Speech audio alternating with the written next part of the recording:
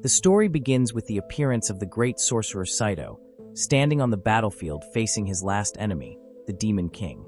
To him, every journey has an end, and his journey was no exception, now nearing its conclusion.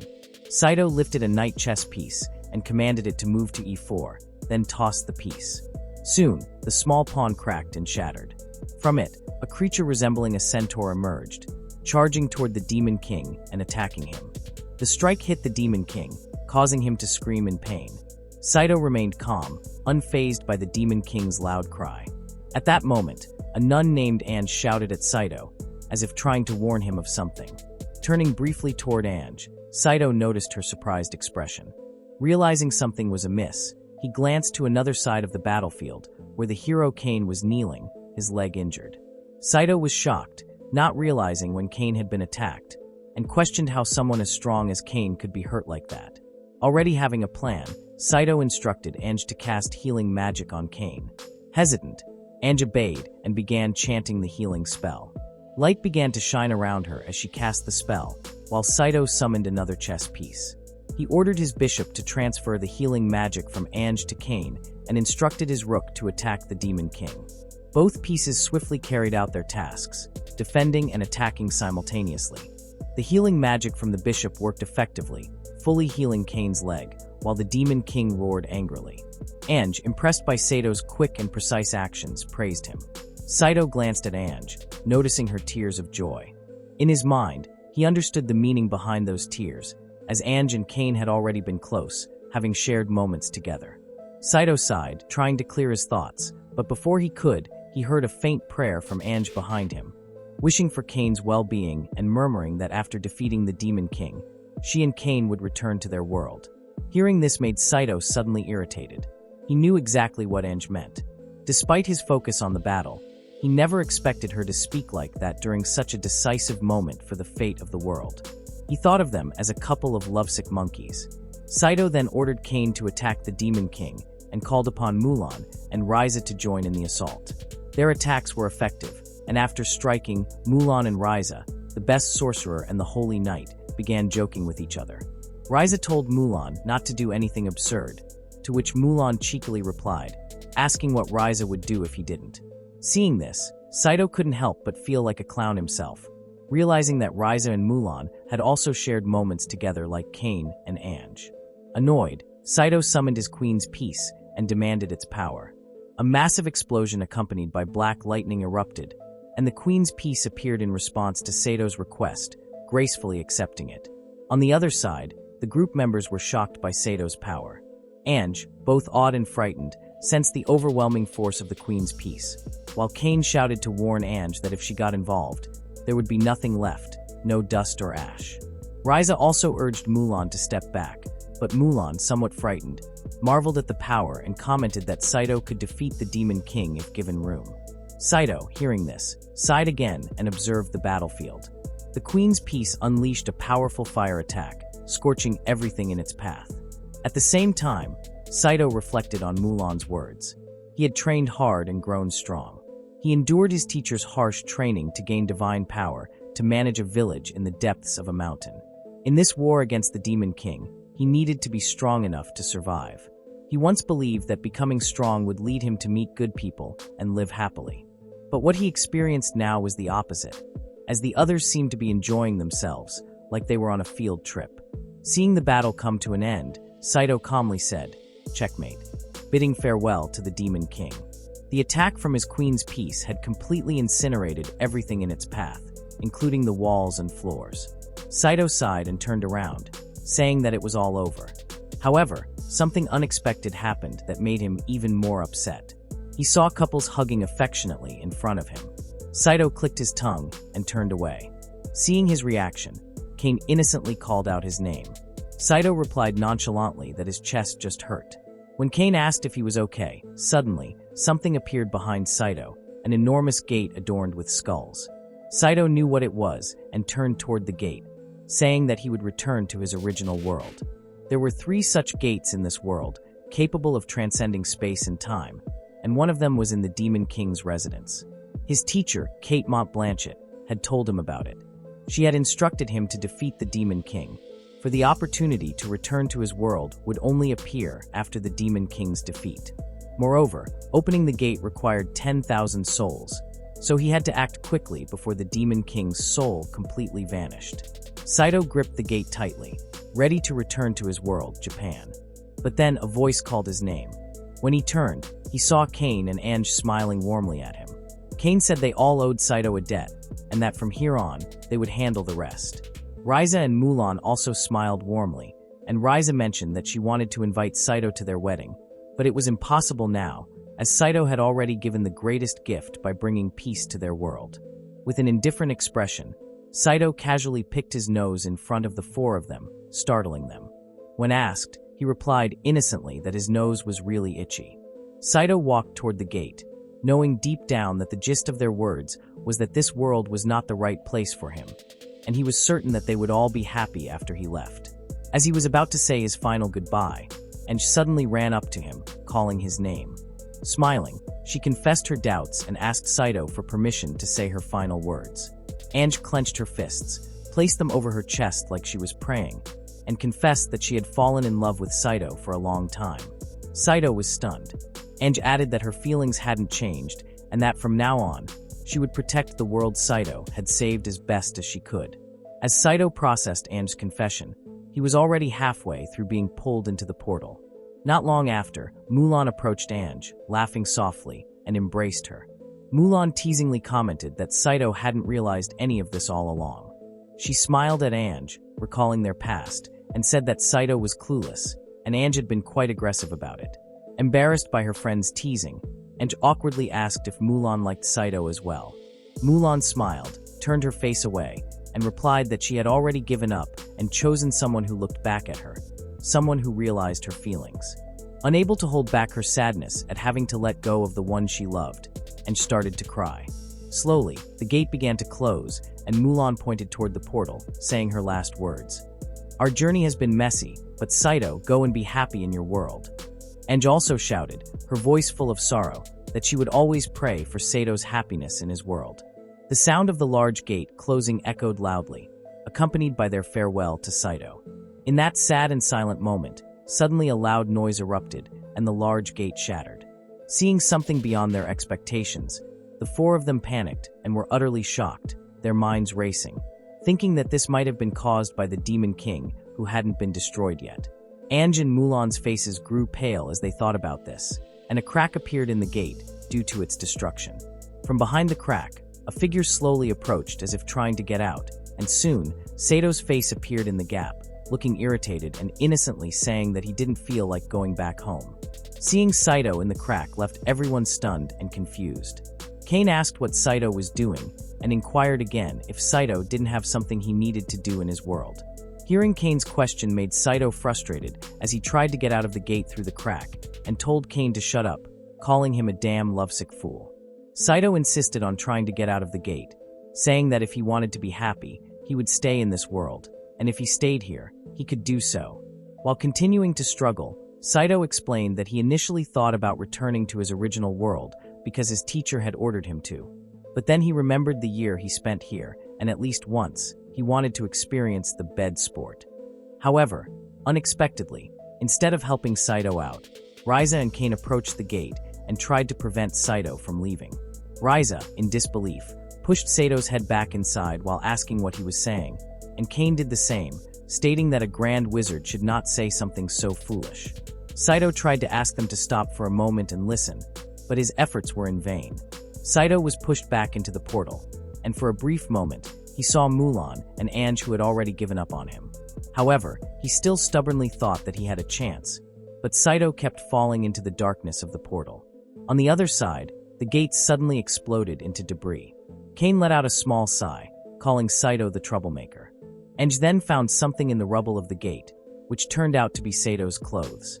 On Sato's side, he felt as if he were being pulled and twisted, not knowing whether he was sinking or floating.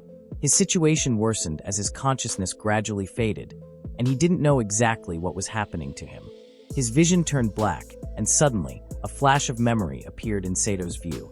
In the flash, there was a teenage child who appeared to be panicking and biting his nails while muttering that he had to study and kept repeating that word over and over. Saito wondered if that teenage boy was him. Then suddenly, a voice appeared and asked if Saito remembered it. Saito was surprised and recognized that soft, familiar voice asking, "Is that you, my queen?" and inquiring about what he had just seen. Hearing Sato's reaction, the queen's voice seemed relieved and answered that Sato's condition was good and speculated that the concept of love bond was still functioning normally. Hearing the word concept, Saito looked confused and asked if he had forgotten something. The queen's voice responded that Sato's guess was correct, and it might be something important, but she asked him not to worry because he didn't need to remember it right now. This made Saito even more confused, and he asked the queen to tell him if she knew. Suddenly, another flashback appeared, now showing a blonde girl smiling at Saito, though most of her face was hidden. Seeing this figure, Saito grew even more confused and wondered in his mind, who is that girl? Before he could process what had happened and what he had seen, the queen's voice informed Saito that his original world was waiting for him, and his real adventure was about to begin. Hearing this made Saito panic, and he wanted to ask the queen, but his intention was halted as he realized he was now in a different dimension. The previously dark space suddenly brightened, and Saito fell from the night sky into his original world. Saito fell with considerable speed, landing in a pile of trash behind an apartment building. Still half-dazed but relieved from the panic, Saito remained silent. Even though he muttered to himself, he knew that he had finally returned safely to Japan. Looking at the apartment in front of him, Saito had a goal to go home first. However, he encountered a problem because he didn't know where he was. He then decided to head to the main road and find a police station to help him get information about his location. When he stood up from the trash pile, Saito realized he was feeling cold. Looking down at his body, he realized he wasn't wearing a single piece of clothing, which made him panic even more. At that moment, one of the apartment residents came out after hearing a noise and screamed for the police. Hearing this made Saito panic even more, and he grabbed a trash can lid to cover himself while trying to explain his situation. However, the apartment residents, two women, kept demanding that Saito stay away from them. Hearing their argument, two off-duty police officers came out and checked the situation. The officers, with flushed cheeks, likely from drinking after work, approached Saito. One officer complained that perverts seemed to be increasing as spring arrived and asked if Saito was one of them. Saito, even more panicked, tried to calm the officer down as he kept approaching. The officer also asked, since it was April, if Saito wasn't cold without any clothes. The officer smiled with a cigarette in his mouth and asked if Saito had a reason for doing such a thing.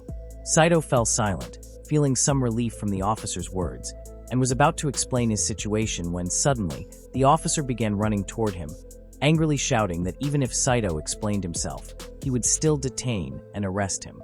Hearing the officer's threat, Saito panicked again, thinking how unlucky he was to end up in jail at the beginning of his new adventure. As the officer was about to catch him, Saito jumped incredibly high, effortlessly leaping from building to building like a squirrel. Seeing this, the officer shouted, asking what Saito was doing, running on walls while naked. Saito answered loudly and panicked, saying he just wanted a good adventure while continuing to jump from building to building. The two officers stood silent, watching Saito quickly distance himself. The officer with dark skin commented to his senior that Sato's way of running was beyond reason and asked if they should chase him. The senior officer paused for a moment before answering in an annoyed and firm tone that they weren't on duty right now, and drinking was the most important thing for them at the moment. A moment later, after running away from the police, Saito stopped in another alley. Breathing lightly and turning back, Saito checked whether he was still being chased. He decided to head straight home. As he walked, Saito kept thinking about how he would explain the situation to his family when he got home, though he doubted whether they would believe him. However, Sato's steps suddenly stopped when he saw something unfamiliar, a sight so strange to him that he questioned where his home was. Trying to remember his past, Saito couldn't recall anything about his house or his family. He fell silent in confusion, not understanding why he couldn't remember anything about his past. Lost in his thoughts, Saito recalled his past with his teacher in another world, where the teacher had said that after Saito defeated the Demon King, his mission in this world would be over. After that, Saito was supposed to gain enough power to return to his original world. The teacher was seen standing against the light, making his face unrecognizable. The teacher then continued, saying that once the time came, Saito should return to his world and become the real Saito, finding true happiness. Returning to the present, Saito remembered that moment and the teacher's words. He felt deceived because the teacher asked him to find true happiness, even though he couldn't remember anything about his past. However, the immediate problem was his hunger. His stomach rumbled from emptiness. Soon, the sound of a door opening startled Saito. Realizing someone was about to leave, Saito panicked, realizing too late. In his panic, Saito curled up in the corner, covering himself with a trash can lid. A woman's surprised voice was heard, and Saito, still panicked, quickly asked her not to scream, explaining ambiguously that he was a good person and a virgin, having never touched a woman. The woman froze, her face confused and disbelieving. Saito, still panicking, said he would leave soon and begged her not to scream. But suddenly the woman's voice, filled with disbelief, asked, "Are you Tatsuya?" Saito, slightly confused, answered, "Yes," in a plain manner, but his response shifted into a questioning tone as memories of his past flooded his mind. In the flashback, a girl in a school uniform approached someone, calling Saito's name and inviting him to go home together. It was the same flashback as before, but now the girl's face was clear, and Saito recognized her. As Saito recalled her name, he said it aloud, "Kanoko."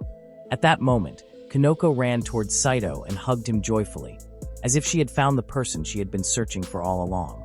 Saito looked confused by the situation, and then Kanoko, still hugging him, asked in a worried and angry tone where Saito had been all this time, calling him foolish. In April, when the cherry blossoms were still in bloom, a girl found the person she had been looking for.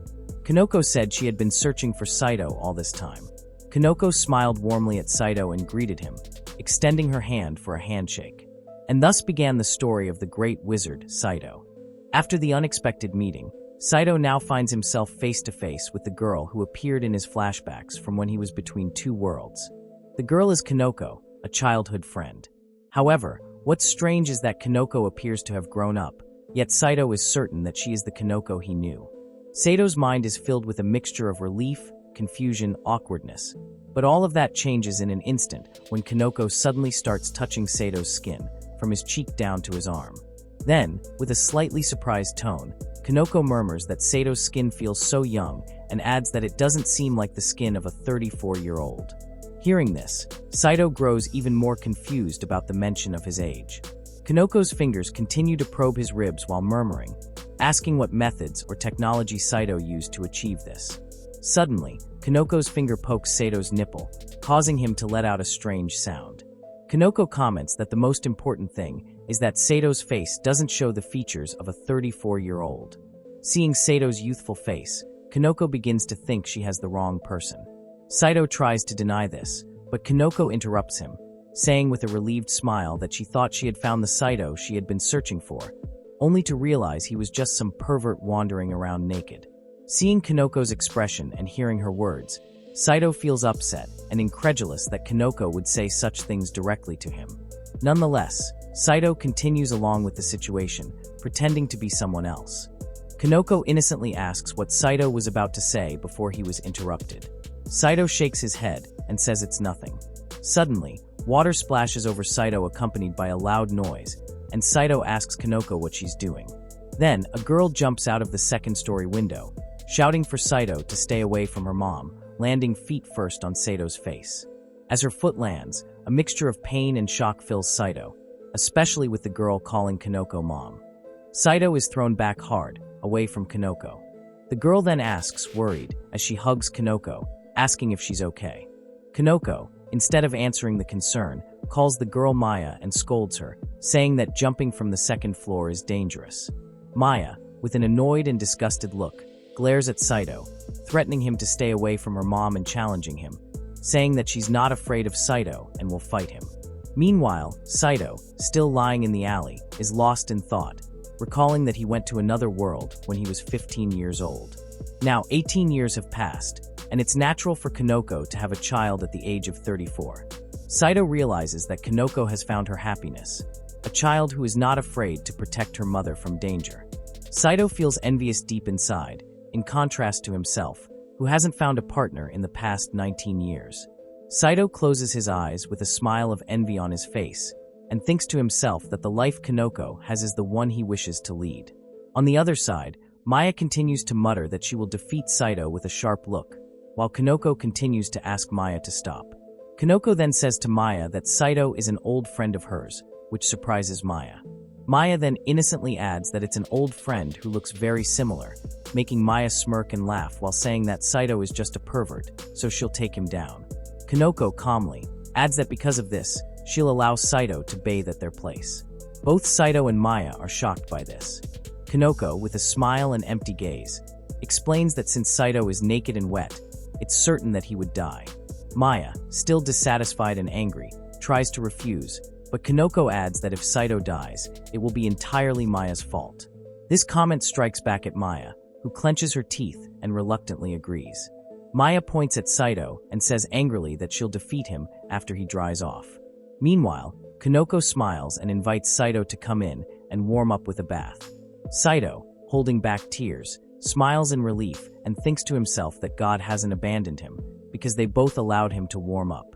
Saito then quickly stands up, bows an apology, and repeatedly thanks Kanoko. Kanoko laughs lightly and asks him to stop. As they enter Kanoko's house, Kanoko asks Saito why he's naked. Saito replies that he doesn't know either and only realized he was naked when he woke up in the trash. Kanoko, surprised and confused, comments that Saito is really a mess. She opens the door and invites him inside, apologizing for how narrow the front door is. Saito doesn't mind, and Kanoko explains that the bathroom is on the second floor and she'll bring him clothes. Saito apologizes and thanks her for that. He climbs the stairs, continually assuring himself that he's not a pervert. Standing in front of the bathroom door, Saito suddenly remembers how it feels when someone visits another house naked, feeling his heart race in awkwardness.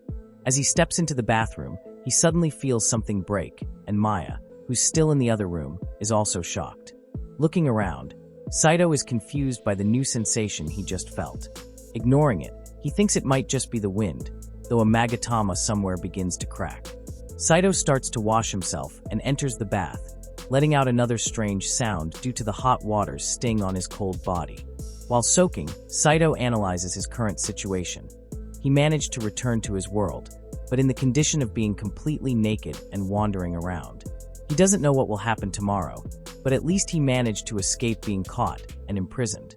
However, he can't talk about himself since he can't remember anything from his past, nor does he know what happened during the 19 years he was missing. Saito plans to ask Kanoko for help, and thinking of her, he remembers her smile from earlier. Stepping out of the bathroom, Saito notices a shirt hanging and comments that it looks like something worn by an old anime character. He thinks the shirt is perfect for someone who just returned from another world after 19 years. A while later, Saito came down from the second floor, wearing the clothes. He thanked Kanako for lending him the bathroom and her clothes. Kanako, who was cooking, didn't mind and then asked if Saito felt warm. She also apologized for the clothes smelling like an old person. Upon hearing this, Maya was surprised and asked, incredulously, if Kanako had lent Saito her father's clothes. Seeing Maya's reaction, Saito quickly answered and reassured her not to worry, as he would wash it before returning it. Hearing Saito's reply, Maya paused and decided to forget about it. Seeing her reaction, Saito thought that Maya might have some memories connected to the clothes he was wearing. As though she didn't hear their conversation, Kanako turned around with a smile and told them to sit down because the food was ready. Saito, feeling awkward, was about to decline, thinking that Kanako had already done more than enough for him.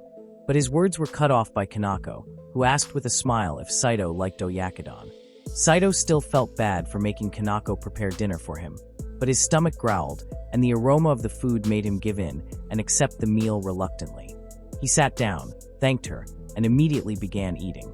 Maya, seeing this, commented that Kanako was too kind to Saito, who she thought was a pervert. Saito paused for a moment, realizing what she meant. Kanako then replied with her soft smile, saying that it was okay. Even though Saito might be a pervert, he seemed honest and didn't look like a bad person. Hearing this, Saito smiled at Kanako, his mouth still full of food. Kanako added that she was sure Saito had suffered enough through hard work and reassured him that everything was fine now. To Saito, Kanako's words made her seem like a kind, gentle goddess, which left him in awe. He almost called her mom, but managed to snap out of it when Maya said to her mother that Kanako was being too kind. Seeing the way Kanako treated him, Saito was sure that she would accept his situation and was about to tell her everything. Just as he was about to speak, a man's loud voice suddenly called for Kanako, sounding like a drunk person. This startled both Saito and Kanako. Saito looked towards the source of the voice, which came from another door. It turned out the man was a police officer, the same one who had tried to arrest Saito earlier. The police officer was helping his drunken junior, saying that the junior had drunk too much and even thrown his own clothes away. The officer, also drunk, added that his junior was embarrassed to go home naked and asked Kanako to bring him some new clothes. Saito recognized the officer's voice and guessed that it was the same policeman who had tried to arrest him earlier. On the other hand, Kanako, holding her cheek and slightly surprised, said that she seemed to have forgotten to close her store. Because of that, Kanako asked Maya to eat first. Meanwhile, Saito was shocked to learn that Kanako had a store. The officer kept calling her loudly, and Kanako responded and quickly went to him. Saito, confused, asked Maya about the store. Maya replied coldly that they owned a clothing store and that it had nothing to do with Saito, who she considered a pervert. Maya added that she wanted Saito to leave right away, but Kanako would be sad if there was any food left, so she ordered Saito to finish his meal and leave after that. Saito understood and replied that he would do so, but he needed to say something to Kanako. Hearing Saito call her mom by her name, Maya asked how Saito knew her name, and her finger pointed at him. Just as Saito was about to answer, a lot of light appeared around him, startling him. Within each light was a magatama. Saito, seeing this, guessed that the light might be some sort of magic. Then the magatama quickly released chains that surrounded and bound him. Still confused and startled, Saito looked around and saw that the chains weren't just from the magatama, but also from various places like the TV photos, even the food cabinet and calendar. What puzzled Saito was why such a thing existed in his original world. Then, Saito was brought back to reality by Maya's voice, who said that she had known all along that Saito had destroyed the barrier she had placed at the front door and had thought that Saito had no intention of hiding it. Upon hearing this, Saito realized that the strange feeling he had when entering the bathroom, which felt like something was breaking, was actually a barrier. Maya then drew a sword from her skirt, saying that normal people wouldn't know why they couldn't move, but Saito knew it was because of the chains. Maya also said that she would torture Saito until he told the truth. Saito, seeing Maya draw a sword from her school skirt, was confused. What made him even more confused was Maya's appearance, now having animal ears, holding a short sword, a tail, and even the ability to use magic. Saito then commented that this was too much, referring to the changes that were confusing him. Maya replied that she would protect her mother, which led her to believe Saito's response was a rejection of her. Saito, understanding what Maya meant, tried to stop her by saying that he was just passing through. Without hesitation, Maya pointed her sword at Saito's face and said that she understood and would start interrogating him. Maya asked where Saito was from, her hand poised to attack. Saito understood how magic could be used. How, to feel magic, the user had to control it, just like the difference between 2D and 3D. One couldn't understand it unless they were in the same dimension. Back to reality, Maya threatened Saito to answer immediately or he would be choked. Ignoring Maya's threat, Saito realized he was in the same dimension as the previous world and was confident he could use the same magic here. Saito used his inventory skill, and indeed, a small magic circle appeared beneath his arm. Seeing Saito's expression, which seemed arrogant, made Maya angry, and she said that Saito should be afraid and start telling the truth. However, Saito remained silent and reached into the magic circle to take a piece, without Maya noticing. Seeing Saito still silent made Maya frustrated, and she kept forcing him to speak. Saito then threatened that if Maya made even one move, he would destroy the chains binding him. Hearing Saito's counterthreat shocked and confused Maya. Saito explained, asking Maya to calm down and listen to his story, telling her that he wasn't her enemy and that he wanted her to understand his situation. Seeing the change in Sato's attitude, which Maya found arrogant, made her upset, and she said it was all nonsense and threw several Shikigami papers. Maya angrily asked what Saito could do in his current situation and mocked him not to act so smart. The Shikigami papers all transformed into Shikigami and said that the talk was over and it was time to begin the torture. At the same time, Saito threw his piece and the pawn transformed, as Maya's Shikigami started attacking Saito. It seemed briefly that Maya's Shikigami was larger than Sato's pawn, which was the size of a cup. However, with just one swing of the pawn's sword, Saito was able to destroy all of Maya's Shikigami and send her flying. This left Maya utterly shocked. Not only were her Shikigami destroyed, but even her sacred sword was also shattered with just one strike from Sato's pawn. Panicked and confused, Maya shouted loudly, asking what was wrong with Saito. Saito knew his power was too great and excessive. Clearing his throat, Saito said he hadn't introduced himself yet. And then in his mind, many thoughts rushed through him, summarizing everything he knew. How he was born in Japan but had no memories of his childhood friends, where he was born, how he came from another world, another dimension, and another star. How he was a great wizard who had learned how magic worked to defeat the Demon King and save his friends. And how he returned to this world after 19 years. Maya was shocked to see Sato's serious expression. Saito then said he was a great wizard who had just returned from another world named Saito Tatsuya, 34 years old, explaining that people called him the Great Wizard Saito. He ended his introduction with a sheepish smile, followed by a sigh from Maya, her face turning red. Hearing something strange in her response, Saito fell silent and looked at Maya, slightly confused. Maya glanced at a small cupboard beside her, coincidentally marked with the words unsatisfied, implying that Maya thought Saito had intentionally planned to come to them completely naked just to meet her. Saito, understanding this, became awkward and quickly explained that Maya's assumption about him was wrong, and it was all just a coincidence. Unable to stand the awkward situation, Maya sat back in her chair, saying with a slightly annoyed tone, though her face was still red, that she didn't understand what Saito was saying but didn't care, and she would listen to his story. Saito thanked Maya for listening to him. Maya glanced at Saito and said she just wanted to confirm one thing. Saito started to tell his story, and so did Maya.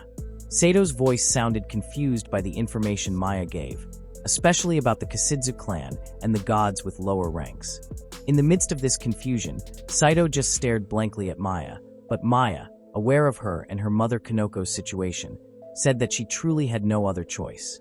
With a resigned tone, Maya grabbed Sato's collar and begged him to save them and her mother, Kanoko. Maya explained that Kanoko's life was in danger. Hearing this made Saito incredibly shocked, thinking that his return to his original world and meeting his childhood friend was for this. On the other side of the room, Kanoko, who was helping the police as her customers, was kindly choosing suitable clothes for them. On the other side, Saito still couldn't believe what Maya had just told him. With a surprised tone, Saito asked what Maya meant by Kanoko's life being in danger. Maya, with a fearful expression, pointed her finger towards her ear, causing Saito to glance in the direction she pointed. Seeing her finger gesture made Saito think that their conversation was being eavesdropped on by an enemy, and he guessed that danger was very close to them. Maya then explained with a terrified and trembling face that if they didn't clean up and fix the mess in this room first, the room had been ruined due to the broken chains from Sato's recent attack. Upon hearing this explanation, Saito became disappointed and stared sharply at Maya with an unbelieving gaze, asking if that meant their lives weren't in danger. Maya shouted in frustration and pleadingly replied that yes, their lives were safe, but if her mother came and saw the mess, it would be much worse. Saito, already frustrated and not believing Maya's exaggerated words, fell silent, continuing to stare at her with the same expression as before. He then opened his magic bag, which surprised Maya with what she saw. Saito took out his horse pawn, which had the appearance of a nun. Seeing the small nun-like figure, Maya exclaimed in surprise, commenting that it was very cute. Saito asked his horse pawn to restore the room to normal. The pawn nodded, raised its hand, and in an instant, the room became normal and clean, so quickly that Maya didn't have time to react. A few seconds later, Maya reacted with shock and was even more surprised to see that her family heirloom short sword, which had been broken, was now whole again. Saito thanked his horse pawn and said that this was enough to avoid causing any more trouble. Maya then asked, disbelieving yet happy, what kind of spiritual power was behind her family heirloom, which now seemed stronger than before, calling her new sword a creation of a god. Saito was shocked by Maya's sudden flattery and asked if that was a bad thing. Maya immediately denied it and answered that it was truly extraordinary. Maya put the heirloom back into her skirt, which somehow disappeared into it. At that moment, Saito asked about Maya's earlier statement about Kanoko's life being targeted. Maya replied that she would explain, and explained that two organizations were targeting Kanoko's eyes. Maya continued, explaining that in Japan, there were two major factions: the Kashidza clan, an evil clan, and the Shimagami school, the largest school for onmyuji. The Kashidza clan wanted to take Kanoko's eyes and use their power for their own benefit, while the Shimagami school, which was actually neutral, started targeting Kanoko's eyes only to prevent them from falling into the hands of the Kashidzu clan. Hearing the words evil and onmyuji confused Saito greatly. He thought to himself that if they were talking about demons and someone who could exorcise and purify yukai, it would be surprising if such people truly existed. Yet here, right in front of him, was a girl with fox ears and a tail. Saito then guessed briefly that Kanoko was the one. Maya immediately confirmed that her mother was a demon. Saito was shocked and said that Maya might be wrong about that. Maya added that more specifically, her mother came from a family of demons, though not directly bound to them. She explained that in several generations of her mother's lineage, one person was born with great power, meaning that all the power in the family was centered on one person, and Kanoko was the monster in several generations. That eye filled with immense power was called the demon's eye. Hearing the phrase "taking everything" made Saito feel like he had heard it before in another world. 10,000 souls needed to open the gate to another world.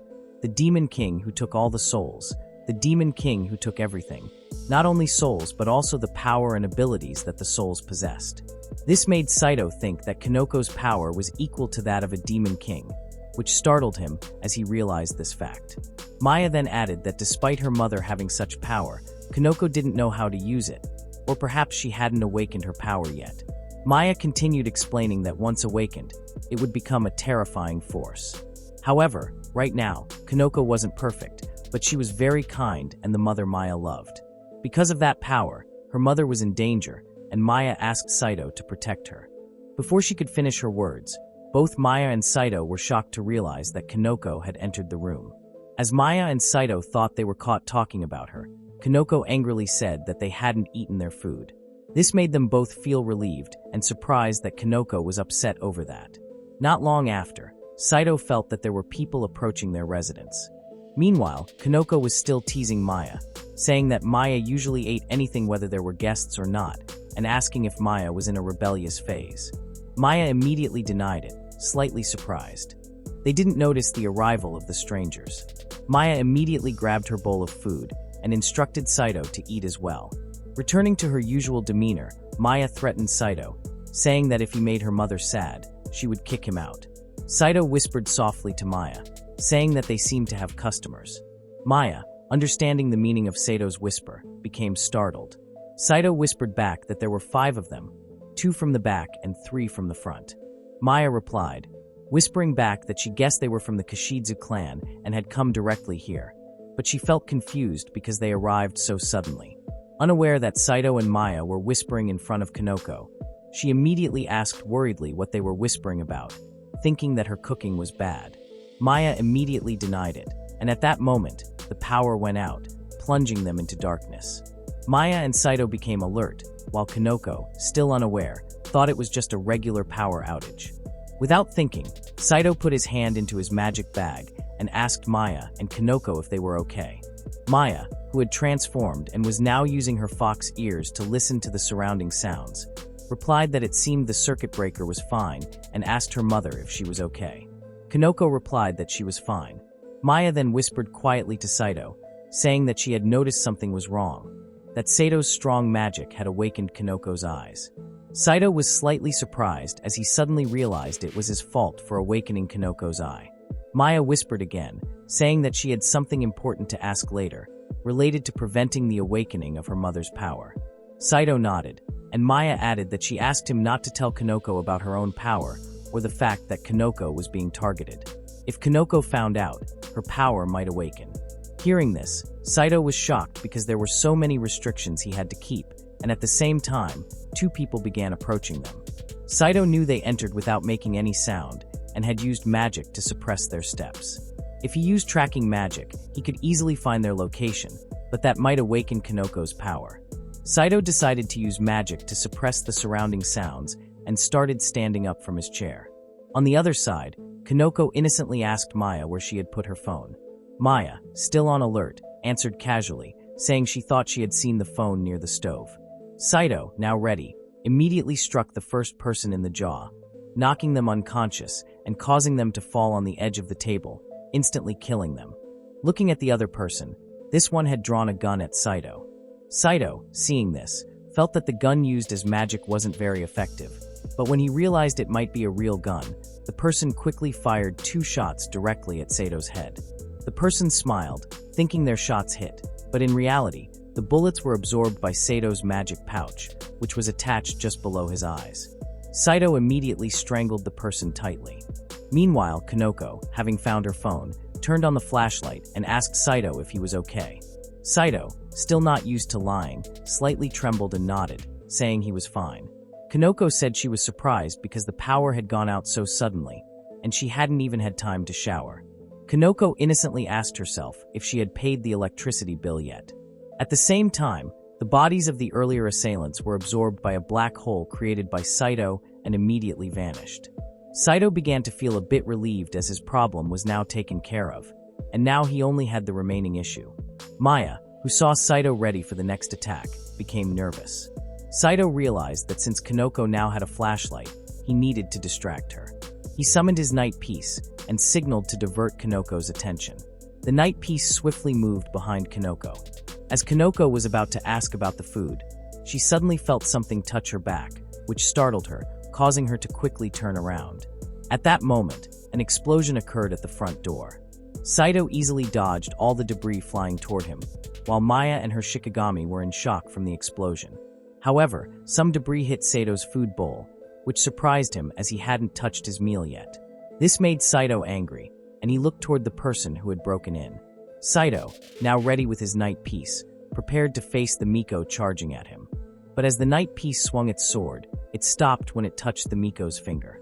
Saito, seeing this, was shocked that his knight's attack, which could pierce the Demon King, was stopped by the Miko's finger. As the Miko moved closer to attack, a voice from the queen warned Saito to be careful, as her large hand grabbed the Miko tightly.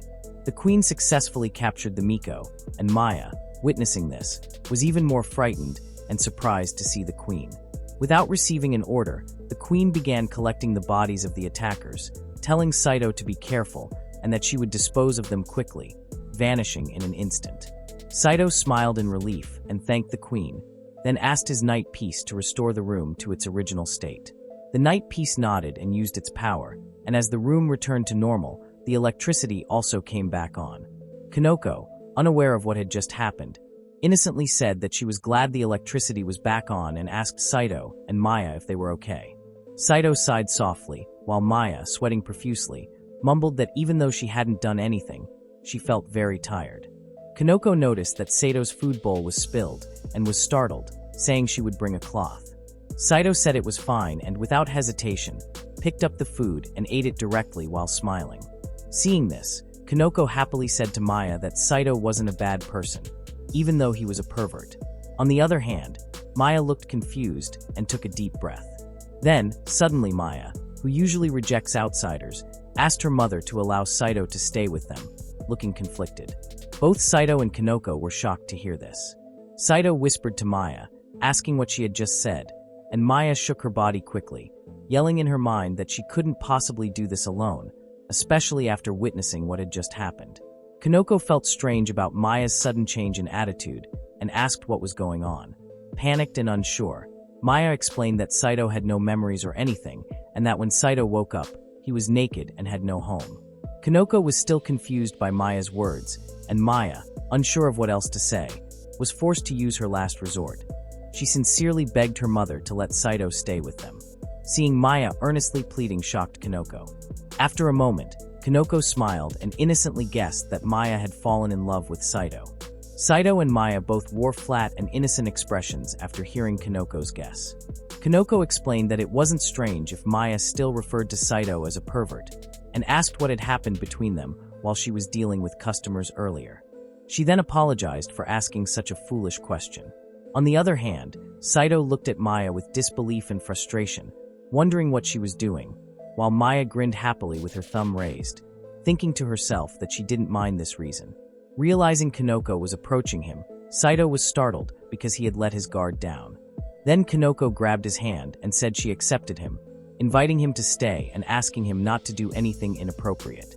Saito, still confused and shocked, could only reply, yes, as he couldn't believe he had a place to stay and a girlfriend at the same time. Kanoko then asked for Sato's name, and he innocently replied that his name was Saito. Hearing this, Kanoko was slightly surprised and thought for a moment, making Saito feel awkward. Deep down, Saito panicked because he had accidentally said his real name, thinking that Kanoko would think badly of him if she found out that his childhood friend was dating her 16-year-old daughter. However, Kanoko smiled and said that maybe Sato's name was just Saito, and Saito swallowed nervously, thinking that if he said it now, it might make things easier. But he chose to continue behaving like a different Saito and greeted her like a stranger.